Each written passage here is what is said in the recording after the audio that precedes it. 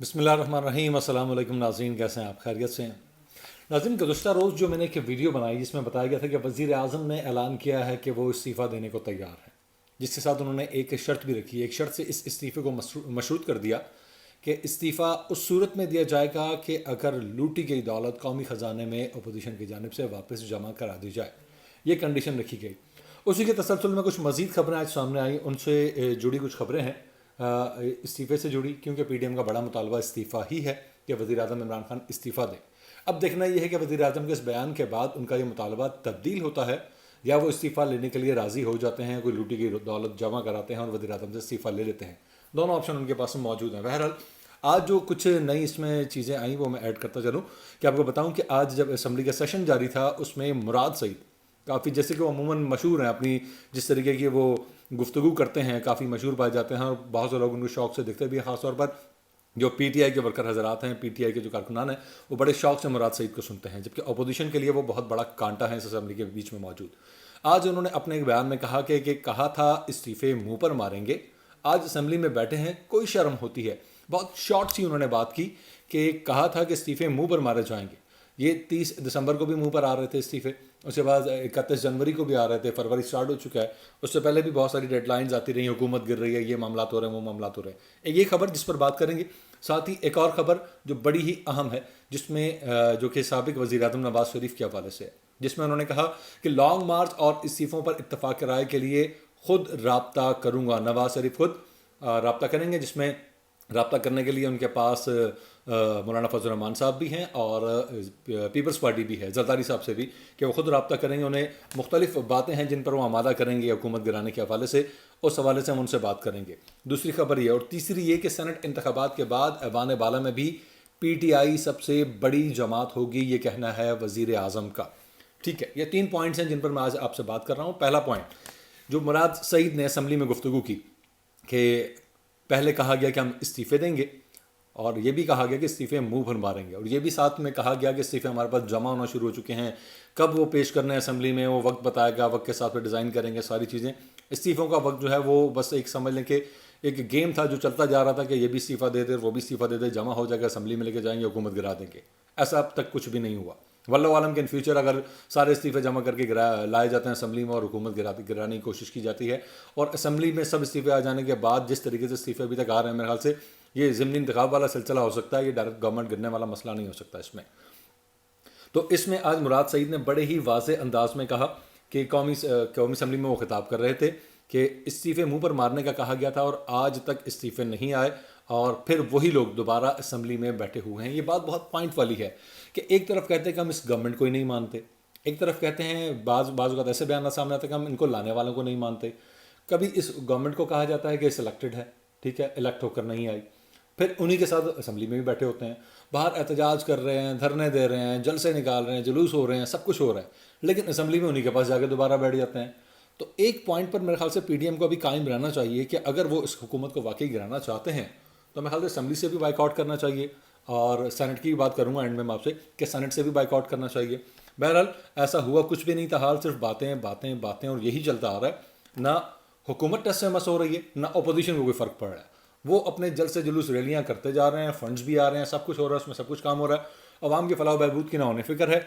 اور اگر government level پہ جایا جائے تو گورنمنٹ لیول پہ جو صورتحال اس وقت آن گراؤنڈ ہمیں نظر آتی ہے، تو اس میں عوام دہائیاں دیتے دکھائی دے رہے ہیں کہ وزیر اعظم کے بڑے بڑے دعوے، بڑی بڑی باتیں تھیں، لیکن آن گراؤنڈ کچھ بھی نہیں ہوا۔ غریب عوام جو ہے، غریب لوگ ہیں، وہ مزید غریب تر ہو گئے، جبکہ جو بزنس مین یا بڑے لوگ ہیں ان کے پاس بہت پیسہ آ رہا ہے۔ عوام کا کہنا ہے، میں اپنے پاس سے نہیں کہہ رہا، ٹھیک ہے۔ دوسرا پوائنٹ جس پہ میں نے ذکر کرنا ہے کہ لانگ مارچ اور استعفوں پر اتفاق رائے کے لیے نواز شریف نے خود رابطوں کا فیصلہ کیا ہے کہ نواز شریف خود رابطہ کریں گے۔ اچھا بتائیں کہ اس حوالے سے مختلف اجلاس اور مختلف میٹنگز ہو رہی ہیں پی ڈی ایم کی، جس میں بڑے بڑے اراکین شامل ہوتے ہیں پی ڈی ایم کے۔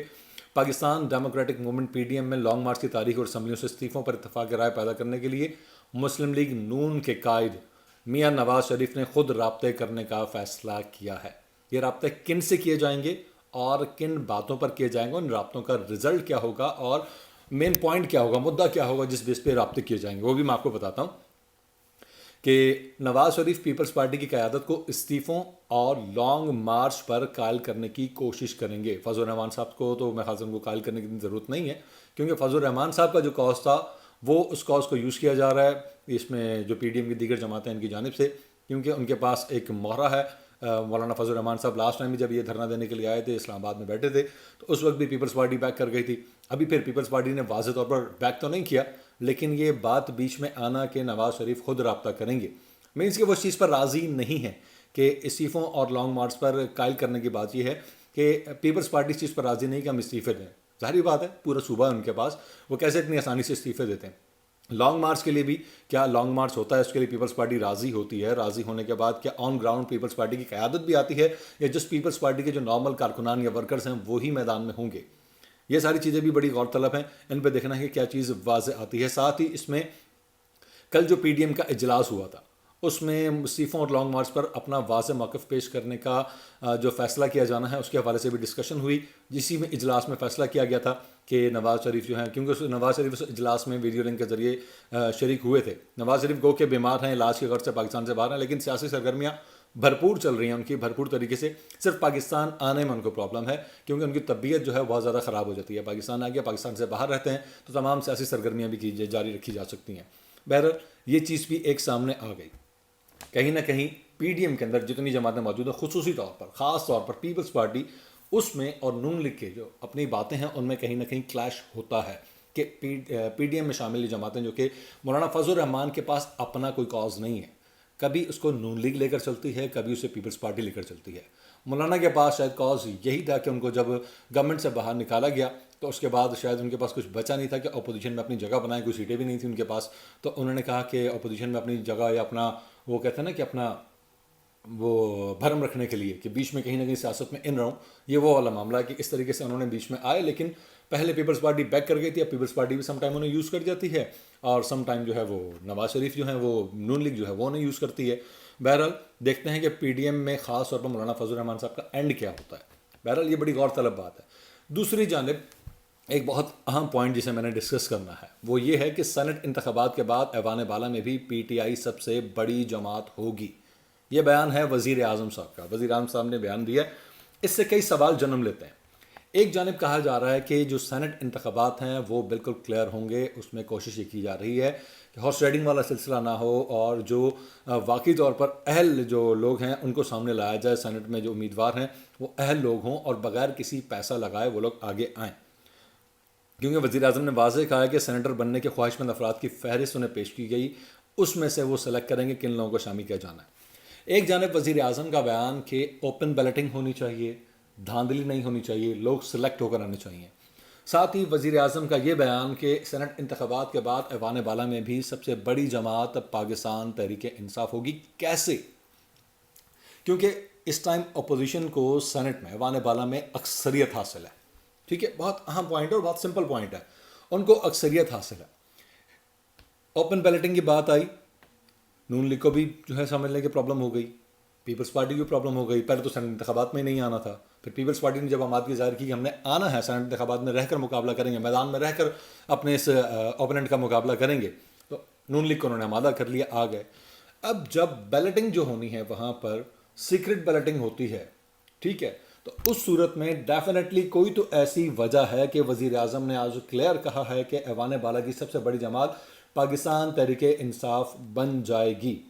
مینس کہ وہ لوگ جو کہ ابھی فی الحال ہمیں نظر آتے ہیں کہ پی ڈی ایم کے ساتھ جڑے ہیں، کہیں نہ کہیں اسی گورنمنٹ کو وہی لوگ مضبوط کریں گے، پی ٹی آئی کو وہی لوگ مضبوط کریں گے۔ تو اس میں یہ بتا دیں کہ پی ڈی ایم جس کاز کو لے کر چل رہی ہے آگے کہ ہم نے اس حکومت کو گرانا ہے، اس حکومت نے عوام کو بہت نقصان پہنچایا ہے، اس حکومت کو گرانے کے لیے خود کیا کر رہی ہے سوائے ان جلسوں کے جو کہ پیڈ ہوتے ہیں، انہیں کوئی نہ کوئی پے کرتا ہے، اس کے علاوہ کیا کر رہی ہے؟